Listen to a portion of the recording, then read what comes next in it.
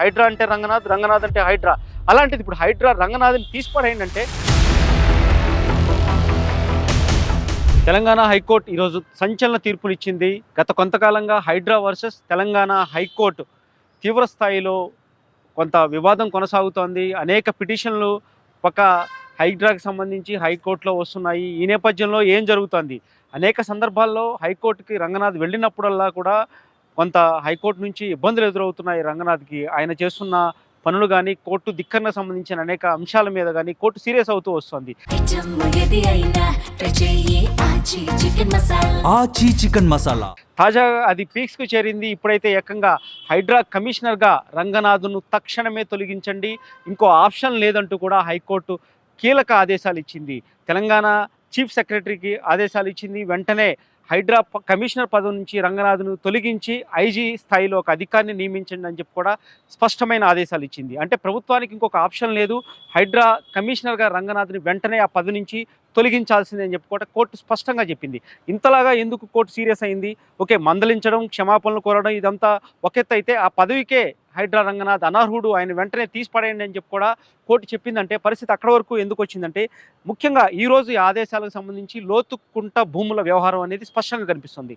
మేడ్చల్ మల్కాజ్గిరి జిల్లాలోని లోతుకుంట భూములు అంటే సర్వే నెంబర్ 1-2లలో 40 ఎకరాల భూములు ఉన్నాయి, ప్రైవేట్ భూములు. ఈ భూములకు సంబంధించి మే 18వ తేదీనే అంటే అప్పుడే మొదటిసారి హెచ్చరించింది, మీరు ఆ భూముల్లోకి వెళ్ళొద్దు అంటూ కూడా.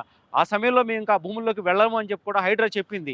ఆ తర్వాత ఇంకొకసారి తమ భూముల్లోకి వచ్చినట్టుగా కూడా లోతుకుంట భూములకు సంబంధించి పిటిషన్ వేసిన వాళ్ళు కూడా స్పష్టంగా చెప్పారు. దాన్ని కూడా హైడ్రా మేము ఇంకా అక్కడికి వెళ్ళలేదు, పిటిషనర్ దీనికి సంబంధించి తప్పుదోవ పట్టిస్తున్నారు కోర్టుని అని చెప్పి కూడా రంగనాథ్ కోర్టుకి చెప్పారు. కానీ ఇవన్నీ కూడా కోర్టు నమ్మలేదు. ఈ రోజు చూస్తే 3వ రోజు కూడా ఉల్లంఘన జరిగిందనేది కోర్టు స్పష్టంగా నమ్మింది. ఈ నేపథ్యంలో హైడ్రా రంగనాథ్ కోర్టుకి క్షమాపణలు చెప్పారు.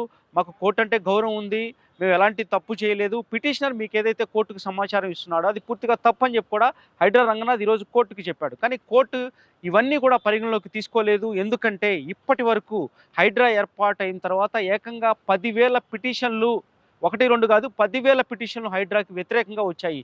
అంటే ఎలాంటి ఆదేశాలు లేకుండా, ముందస్తు ఆదేశాలు లేకుండా, నోటీసులు ఇవ్వకుండా, కోర్టు అనుమతి లేకుండా ఇష్టానుసారం హైడ్రా కూల్చేస్తుంది. ప్రైవేటు స్థలాలను కూడా హైడ్రా ఎంటర్ అవుతుంది అనవసరంగా. కోర్టు జోక్యాన్ని కూడా హైడ్రా ఏమాత్రం కూడా పట్టించుకోవట్లేదు అనేది కూడా కోర్టు చాలా సీరియస్గా తీసుకుంది. ఈరోజు కోర్టుకు సంబంధించి అంటే కంటెంప్ట్ ఆఫ్ కోర్టు కింద 71 పిటిషన్లు వచ్చాయంటే దాదాపు 20 సార్లు కోర్టు ధిక్కరణకు హైడ్రా రంగనాథ్ పాల్పడ్డాడని చెప్పి కూడా కోర్టు చెప్పిందంటే పరిస్థితి ఏ స్థాయిలో ఉందో అర్థం చేసుకోవచ్చు. హైడ్రా రంగనాథ్ వర్షన్ ఒక్కటే, ఏదైతే మేము ప్రభుత్వ భూములు ఎక్కడైతే ఆక్రమణకు గురయ్యాయో, కుంటలు కానీ, చెరువులు కానీ, వీటిలంతా కూడా రక్షిస్తూ వస్తున్నాము హైడ్రా ఏర్పాటైన తర్వాత. దానివల్ల నీటి లభ్యత పెరుగుతోంది. ముఖ్యంగా అనేక చెరువులు, ఆక్రమణకు గురైన చెరువులను కూడా మేము స్వాధీనం చేసుకున్నామని చెప్పి కూడా ఈ విషయంలో ఒక క్లారిటీ ఇచ్చే ప్రయత్నం చేస్తున్నప్పటికీ కూడా కోర్టు ఎక్కడ కూడా నమ్మలేదు. ఎందుకంటే ఇన్నిసార్లు ఒక వ్యక్తిపై, అందులోనూ ఈ విధంగా కంటెంప్ట్ ఆఫ్ కోర్ట్ పిటిషన్లు వేయడం కానీ ఇది ఎంతవరకు కరెక్ట్ అనేది కూడా కోర్టు భావిస్తుంది. కాబట్టి ఇది రూల్ ఆఫ్ లాకు వ్యతిరేకంగా ఉంటుంది. ఇలా ఒక అధికారిని ఇలా కొనసాగిస్తుపోతే ఇది రూల్ ఆఫ్ లాకు విరుద్ధంగా ఉంటుంది. కోర్టు చెప్పినా వినటం లేదు, కోర్టు ధిక్కరణకు పాల్పడుతున్నాడు. కంటెంప్ట్ ఆఫ్ పిటిషన్లు ఏవైతే అనేక పిటిషన్లు నమోదవుతున్నాయి. కాబట్టి ఈ పదవికి, హైడ్రా కమిషనర్ పదవికి రంగనాథ్ అనర్హుడు, వెంటనే ఆయన పదవి నుంచి తొలగించండి, ఇంకొక ఆప్షన్ లేదని చెప్పి కూడా హైకోర్టు స్పష్టమైన ఆదేశాలు ఇచ్చింది. ఇంకొక అధికారిని నియమించండి, ఐజీ స్థాయి అధికారిని వెంటనే నియమించండి అని కూడా చెప్పింది. అంటే ఇది ఇక్కడ వరకు వస్తుందని కనీసం హైడ్రా రంగనాథ్ కూడా ఊహించి ఉండడు. మీరు ఒక సుపీరియర్ లాగా అనుకుంటున్నారు, మీరు ఇష్టం వచ్చినట్టుగా చేస్తున్నారంటూ కూడా అనేక సందర్భాల్లో హెచ్చరించింది. కొన్ని భూముల్లో ఒకలా, కొన్ని భూముల్లో మరొకలాగా హైడ్రా తీరు ఉందని చెప్పి కూడా అనేక సార్లు కోర్టు వ్యాఖ్యలు చేసింది. ఇలా జరుగుతూ వచ్చింది. అందరూ ఊహించిందే. హైడ్రా ఏర్పాటైన దగ్గర నుంచి ఒక పక్క ఎవరైతే వాళ్ళు ఇల్లు ఆక్రమించని, లేదంటే వాళ్ళ సొంత ప్లేస్లో వాళ్ళు కట్టుకొని ఏదైనప్పటికీ కూడా నిబంధనలు ఉల్లంఘిస్తే హైడ్రా వెంటనే కూల్చేస్తూ వస్తుంది. అనేక పిటిషన్లు హైడ్రా మీద నమోదవుతూ వస్తున్నాయి కోర్టులో. ఇవి ఏ స్థాయికి వెళ్ళాలి అంటే ఇప్పటివరకు 10,000 పిటిషన్లు హైడ్రా మీద నమోదయ్యాయంటే ఇవి ఎప్పుడు విచారణకు వస్తాయి? బాధితులు నిజంగా వాళ్ళు కనీసం కోర్టు ఫీజు కూడా చెల్లించుకోలేని బాధితులు ఉంటే అవి ఎప్పుడు విచారణకి అర్హత పొందుతాయి. ఎన్నాళ్ళకు వాళ్ళ ఇల్లు కానీ వాళ్ళ స్థలం కానీ హైడ్రా ఎంటర్ అవ్వకుండా ఉంటుంది. కాబట్టి ఇవన్నీ కూడా సమాధానం లేని ప్రశ్నలుగా ఉన్నాయి. మొత్తానికైతే హైడ్రా విషయానికి సంబంధించి ముఖ్యంగా హైడ్రా రంగనాథ్ని తొలగించడం అనేది ఇది హైడ్రాకి ఒక బిగ్ షాక్గా చెప్పవచ్చు. ఎందుకంటే హైడ్రా మొత్తం ఈరోజు రంగనాథ్ మీద డిపెండ్ అయి నడుస్తుంది. ఆయన ఆలోచనలు ఏదైతే ఆయన ఏ విధంగా ముందుకు వెళ్ళాలనో దాన్ని బట్టే హైడ్రా ముందుకు వెళ్తుంది. హైడ్రా అంటే రంగనాథ్, రంగనాథ్ అంటే హైడ్రా. అలాంటిది ఇప్పుడు హైడ్రా రంగనాథ్ని తీసిపడేయండి ప్రభుత్వం ఏం చేయబోతోంది? ఎందుకంటే ఈ కేసులో సుప్రీంకోర్టు వరకు వెళ్ళే ఛాన్స్ తక్కువగా ఉంది, సమయం తక్కువగా ఉంది.